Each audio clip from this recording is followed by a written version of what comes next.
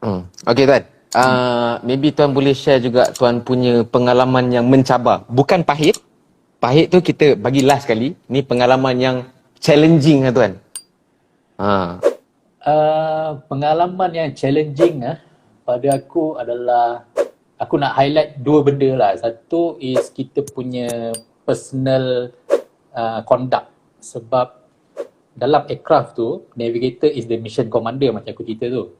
Tapi dalam tu ada juga pilot, aircraft commander. So dia kadang-kadang bertembung sikit lah. So kita kena play around. So masa ada satu kejadian ni dekat, kita tengah buat surveillance dekat negara jiran lah, senang cerita kan.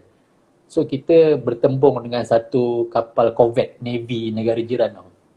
So kita dah tahu dah, ini bukan kapal friendly forces, bukan kapal TLDM, ni kapal Navy luar. So aku dah advise pilot, tuan, ini bukan kapal kita, so jangan pergi dekat. Lepas tu pilot tu meragui keputusan aku. Aku dah bagi heading. Okay, pilot sir, turn right heading berapa? Aku tak ingat. Turn right heading ni to steer away from the threat, aku cakap. Tapi pilot aku tu dia dia macam eager nak tahu sebab dia tak nampak. Aku nampak. Aku ada kamera, boleh zoom jauh berapa kilometer punya kamera. Aku ada radar aku. So aku tahu itu threat, itu ancaman. Tapi pilot aku tak nampak. Takkan lah, itu Navy kita tu. Aku cakap, bukan tuan. Navy kita, bukan tuan.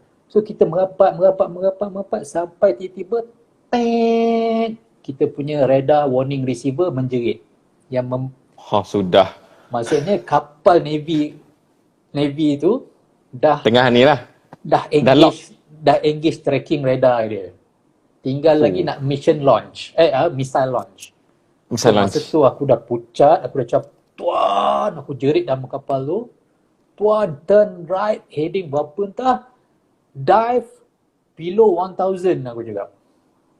Bila dah menjerit RWR kita tu, radar warning receiver tu, aku punya observer kat belakang tu, kita punya cabin crew, kelang kabut ni, pam nak cari adakah ada asap keluar daripada kapal tu. Kalau asap keluar maksudnya misal pergi lah. Masa tu pilot tu pun barulah tergege, right turn, dive untuk macam evasive maneuver lah kita panggil.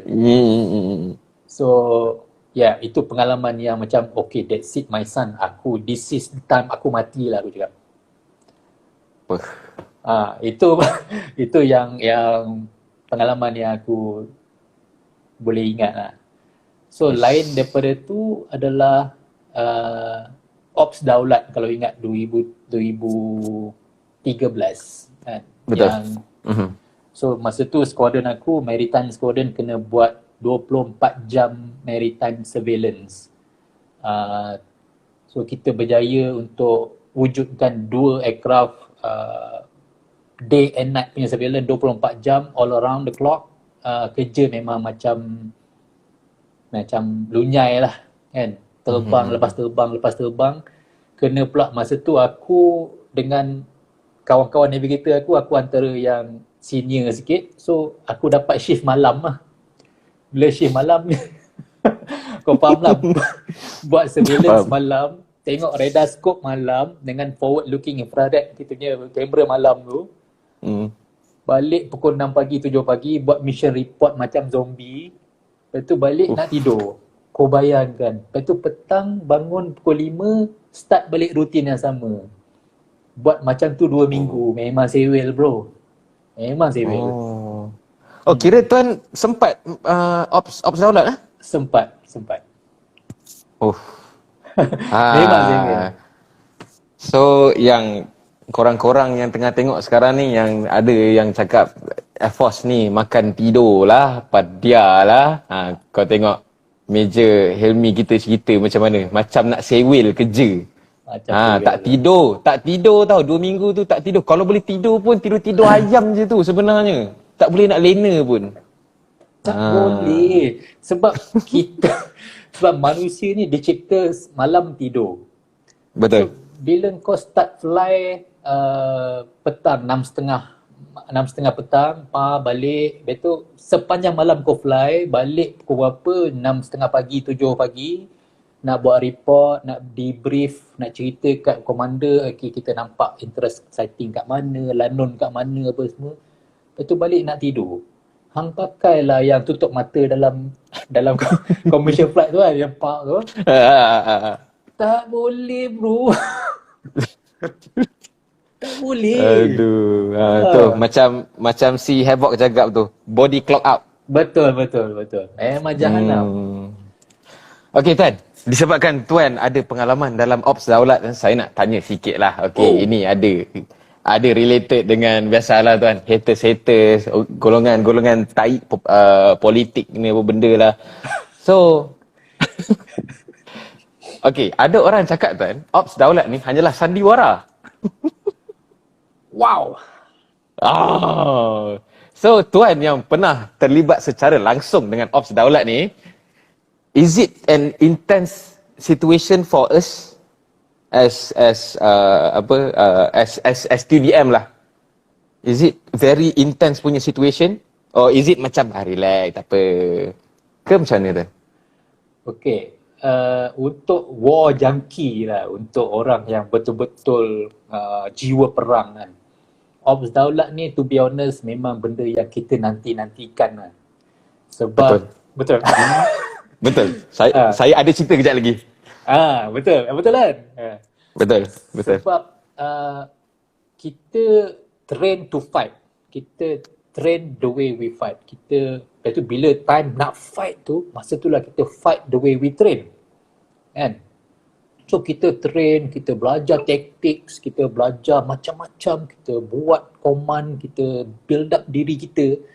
Lepas tu bila datang ops daulat ni, kita macam okay, this is it lah, ni lah masa kita beraksi lah kan.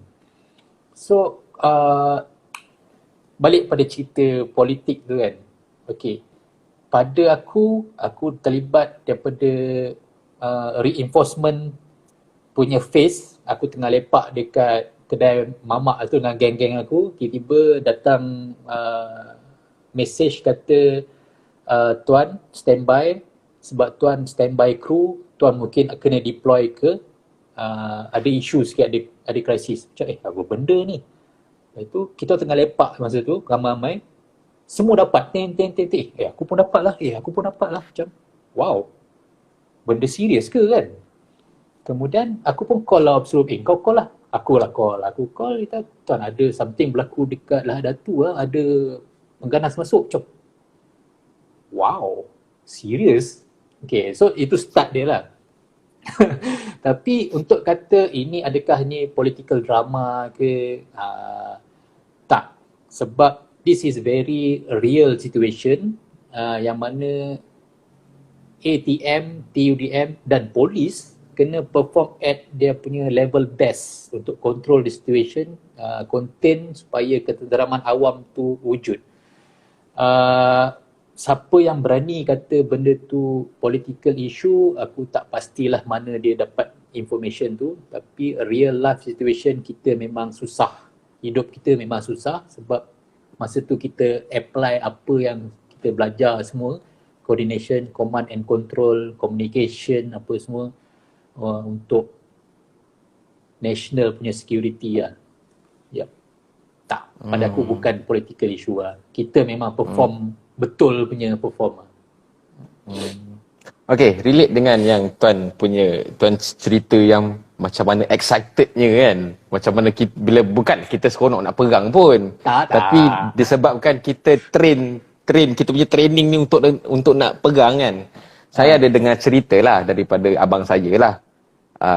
Dia ada time tu abang saya, kalau tak silap saya, dia involve as macam QRF lah untuk for this whole mission lah. So for a long time, okay, geng-geng special force kita Paskau tak pernah deploy. Tiba-tiba dapat arahan suruh pergi. Tuan, geng-geng diorang tuan punya seronok tuan. Punya inilah masanya kita nak tunjuk siapa itu Paskau. Kan? Tiba-tiba dia ada macam dia punya turn down sikit lah, dia punya turn off sikit. Di mana kan kita dapat arahan. Selagi diorang tak open fire, kita pun tak boleh open fire. Sebab Betul. kita kan defensif. Betul. So sampai tahap saya tak sure benda ni betul ke tak, tapi ini just saya nak share lah. So time geng-geng special force kita dah standby apa semua kan, dah pergi masuk apa semua, menyelap masuk. Geng-geng pengganas ni tuan, dia boleh acah-acah baling-baling batu je tuan. Serius Sampai lah. dorang betul kan. Ini apa berdasarkan cerita tu lah. Saya rasa dalam jarak around berapa puluh meter je lah. Dorang baling-baling batu je. Lepas tu yang tengah standby ni tanyalah dia punya apa dia punya apa operation punya commander. Ni nak tembak ke tak ni? Jangan. Tak dapat clearance, jangan tembak. Ni, diorang dah baling batu dah ni. Jangan. Diorang tak open fire lagi. So macam mana diorang punya berkobar semangat, diorang nak tunjuk siapa sebenarnya Paskal kan. Tapi dah kita pun still nak kena jaga ni lah. Kena ikut arahan jugalah. Okay. Betul. So first time tuan, ada orang cerita pengalaman secara peribadi berkenaan dengan Ops Daulat. So saya nak ucapkan terima kasih dekat tuan lah. Pasal tuan boleh cerita tuan punya pengalaman Ops Daulat. Serius tuan, ramai sebenarnya geng-geng civilian nak tahu Ops Daulat ni betul macam mana intense dia apa semualah. So you are the first one lah yang buka cerita pasal benda ni. So soalan second last yang saya dah buat list kat sini. Tuan punya pengalaman pahit, tuan punya pengalaman baik yang maybe ada kalanya tuan rasa nak down, tuan rasa menyesal masuk TDM, rasa nak buka tuan punya trade tu, punya wing tu, aku tak nak jadi navigator lah. Ada tak tuan? Okay, to be honest, kita ni manusia memang akan ada ups and down. So, cumanya pada pendapat aku punya down tu, dia punya pengalaman pahit tu, dia akan boleh absorb lah. Aku boleh tak payah cerita pun tak apa sebab Alhamdulillah tu lagi banyak daripada yang takziah, daripada yang maksudnya yang senang tu lagi banyak daripada yang tak senang lah. So kalau tak senang pun aku akan macam tak apalah, at least aku ada so on, aku ada bla bla bla. So aku rasa pengalaman pahit banyak, cuma tak worth it untuk di-highlightkan lah. Tak worth it. Dia kira tuan punya pengalaman pahit ni kira tahap macam alah aku telan je lah, bukan ada apa pun macam tu lah. Betul. Tak apalah, alhamdulillah. Syukur yang penting syukur. Okay tuan. Sekarang ni at this moment kalau tuan still tahulah, kalau sesiapa yang berminat dengan navigation ni, diorang nak masuk ikut mana tuan sekarang ni? Okay. Sekarang ni as of yang last aku tahu, Navigator School ada dekat Kuching. So Navigator School ni dia akan buka opening buat iklan dalam servis lah, dalam TUDM. Berapa banyak keperluan dia nak pakai lah. Navigator ni ada kekosongan berapa banyak, dia akan iklankan dekat tiap-tiap unit dalam TUDM. So siapa yang berminat boleh apply. Tapi yang penting kalau nak join Navigator, kena masuk TUDM dululah. So dah masuk TUDM tu, baru dia akan open kepada semua kepakaran, daripada engineering, daripada air traffic, air defense, semua admin, logistik, semua siapa yang berminat. Dan tengoklah intake tu berapa banyak, bila, dan semua akan pergi ke Kuching buat basic navigation course. Daripada basic navigation course tu, dia akan pecahkan pergi ke fighter Rizzo, akan pergi ke maritime squadron, dan juga akan pergi yang Navy pun pergi Kuching juga. Navy akan balik ke Navy untuk fly dengan Super Lynx dan Fennec. So cerita dia kena jadi pegawai dulu, kena commission dulu, and then masa dekat dalam TUDM nanti diorang akan buat tawaran lah. So it's an open trade punya offer lah. Correct. Any trade pun boleh jadi. Tapi saya rasa per intake sikit kot kan dia ambil sekarang ni. Sikit. Memang sikit. Masa aku join ada 12 orang je. Masa aku jadi instructor dekat Kuching ada 5 orang. 5 orang je. 8 orang, sorry, ada 8 orang yang student yang datang. Daripada Saya rasa 8 tuan sempat dengan Pok Nick kot. Nick mana? Square. Bukan. Ni. Dia FE ke dia? Saya rasa dia navigator juga. Dia SD tuan. Oh tak, dia FE. Dia FE. FE okay, sorry. Okay, dia lah yang saya jumbled up tu. Saya ingatkan dia navigator tuan FE. Sorry tuan. Tapi sempatlah kerja dengan dia. Sempatlah.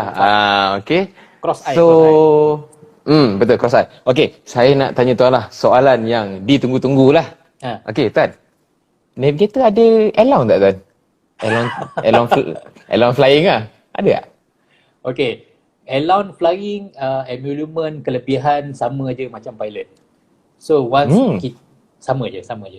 Once kita qualify navigator, kita akan dapat basic flying allowance ikut rank. Kalau lieutenant akan dapat 2,000 kot. Kalau captain and above akan dapat 2,500. So itu allowance flying lah. So bila kita upgrade sikit jadi navigator instructor, akan tambah lagi 1,000. Jadi 3,500 kalau kau dah qualify instructor navigator. So allowance sama macam pilot. Kalau pilot dapat 3,500 aircraft captain sama macam navigator lah. Navigator punya instructor. Okay tuan, so saya rasa itu saja saya punya soalan. Saya akan ambil soalan dekat ni lah. Jom. Yang netizen tanya. Okay tuan, navigator ada call sign tak tuan? Ada. Apa call sign tuan? Call sign aku asalnya botak. Kenapa ada asalnya? Adakah tuan tukar call sign?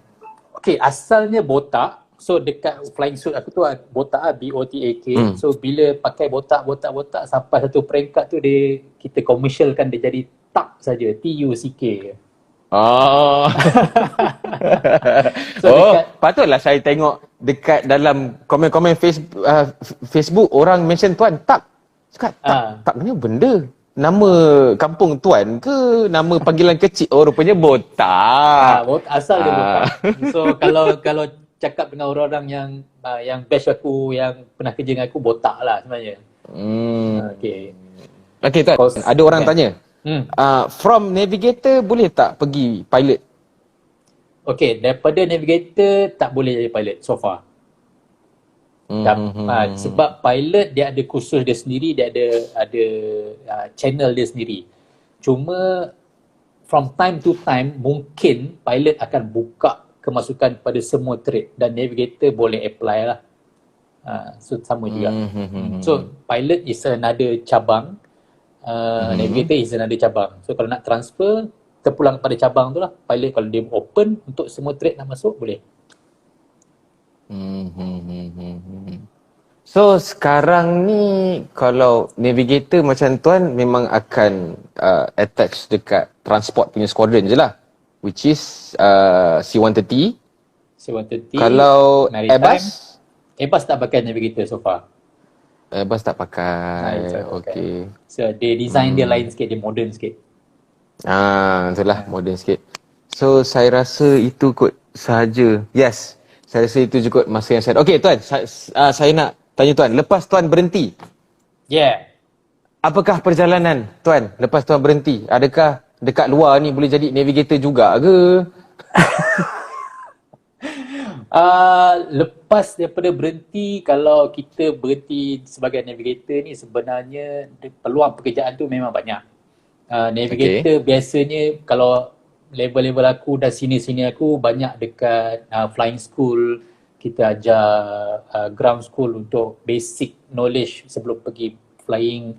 Ada juga navigator yang lepas berhenti tu dia pursue commercial license dan jadi pilot commercial kat luar pun ada. Tapi in terms of role navigator tu, peranan navigator kat luar sebenarnya memang tak ada lah. Sebab dalam commercial airlines tak pakai dah navigator. Macam aku cerita tadi, dia tak terbang celah-celah bukit, celah-celah sungai, dia tak terbang macam tu. So navigator di luar tak ada. Tapi role lain yang evolve lepas tu, jadi instructor ke, jadi pilot ke, ada. Tuan, saya nak selit sikit soalan daripada Havoc. Fighter pilot boleh fly MPA tak tuan? Mengada tanya. Padahal dia fighter pilot. Memang mengada. Aku nak cerita pun aku segan juga dengan Airbox ni. Ngada-ngada punya soalan. Jawab, jawapan dia boleh. Boleh. Boleh. Okay Tan. So sekarang ni. Sekarang ni apa tuan punya orang kata tuan punya ni lah. Sekarang ni apa tuan punya pekerjaan apa yang tuan buat sekarang, kalau boleh tuan ceritalah. Maybe boleh promote sikit tuan jual mi Soho macam Ali Syukri ke, kita boleh promote Tan.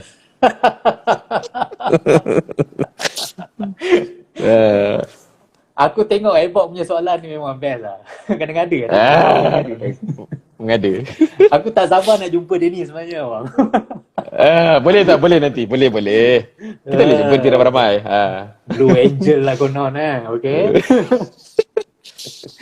Okay, lepas berhenti, aku decide berhenti tahun 2015. So lepas 2015 tu, sebab jiwa aku jiwa servis lah, suka tolong orang, suka membantu, berkhidmat untuk orang lah kan. So daripada askar lagi aku suka buat kerja untuk orang. Aku rasa puas kat situ.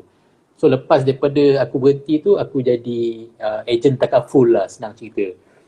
So aku banyak bantu orang manage dia orang punya finance, aku banyak bantu dia orang untuk dapatkan plan takaful apa yang terbaik. Tapi aku tak promote sangat aku punya company lah, sebab kalau kau dah ada complete set takaful contohnya kan, kenapa kau nak ambil lagi? So kau dah ada protection, financial protection, why not kau invest pula? So all this financial pyramid apa semua aku tahulah. Dan aku suka tolong orang dan suka, so kerja aku lepas berhenti tu memang banyak pada sembang-sembang tahi macam ni kan. Tolong orang buat takaful, aku banyak pergi join running event, pergi sana sini. Wife aku sekarang ni pun banyak buat kek, muffin dan semua, hantar kat hospital, hantar dekat saja seronok-seronok tolong orang, suka tengok orang happy lah. Alhamdulillah lah. So far hidup tu tak kaya tapi happy lah. Cukup lah. Orang kata cukup lah. Alhamdulillah. Syukur. Yang penting syukur. Okay Tan, saya rasa itu je masa yang kita ada. Saya nak ucapkan terima kasih banyak-banyak dekat tuan sebab ya betul, saya jumpa dengan tuan sekali je tuan, serius. Sejak dari tu kita berkawan kat Facebook, saya pun banyak macam usah-usah kan. Kalau nak tegur takut, senior kalau nak tegur takut. So thank you for your time sir, insyaAllah. Guys, siapa yang perlukan orang kata, even kalau nasihat dari segi financial planning lah, senang cerita, kalau nak invest ke ataupun korang yang tak ada insurans, kalau tak minat nak ambil insurans pun tak apa, nak dapatkan nasihat insurans, korang boleh follow IG Meja Helmi kita, iaitu Helmi_Halim, okay, HELMIE_Halim. Boleh follow Facebook dia, dan juga Meja Helmi kita baru je buat YouTube channel. Okay. Okay. Dia pun banyak juga share pasal benda yang orang kata perkongsian yang memberi ilmu, yang bagi nasihat dan sebagainya lah. Boleh juga follow. Nanti kita letak link dekat description lah Tan. Okay. So saya doakan tuan agar semoga terus maju jaya dengan apa yang tuan buat sekarang. Semoga dipermudahkan urusan, dimurahkan rezeki. Tuan punya anak berapa orang tuan sekarang? Total 4 lah. Oh, Alhamdulillah.